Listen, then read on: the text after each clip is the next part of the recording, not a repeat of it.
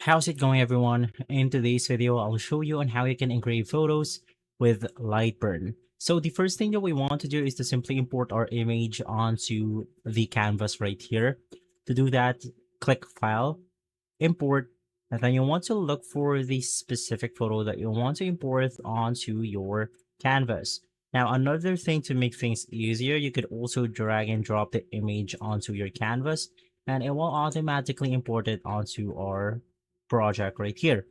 Now, of course, you can adjust this accordingly. And right after that, the first thing that we have to do is simply right click on it, click on adjust image.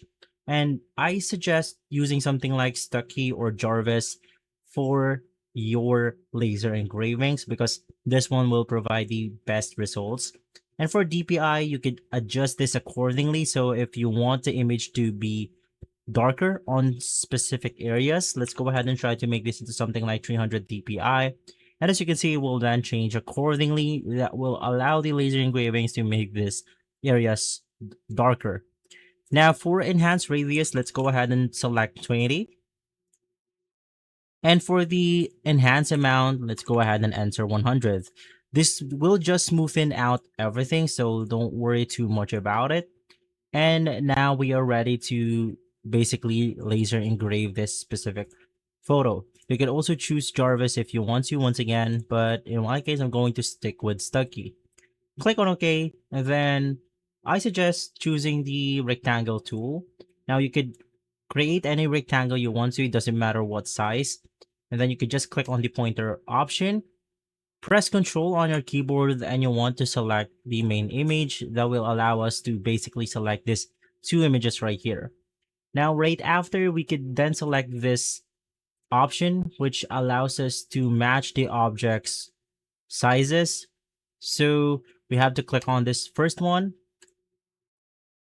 So it's going to be this specific button that will allow us to match the objects with the same height and with the same width.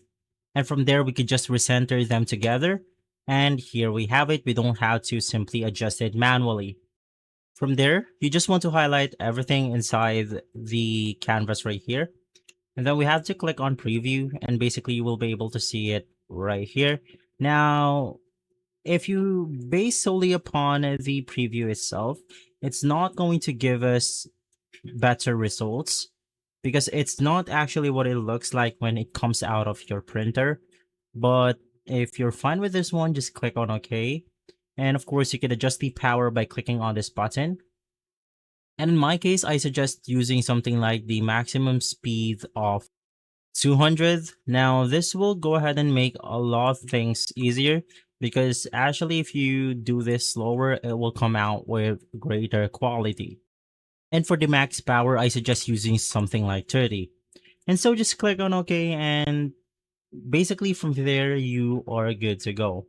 And so guys, if this video has been helpful, leave a like, subscribe, and follow us for more videos like this. Thanks for watching.